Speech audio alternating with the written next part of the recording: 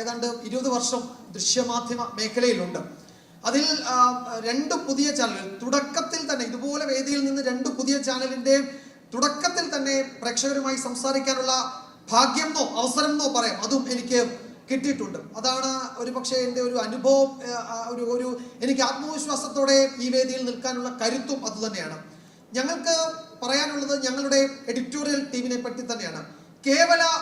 കേവലാർത്ഥത്തിൽ പറയുന്ന എഡിറ്റോറിയൽ ടീമല്ല.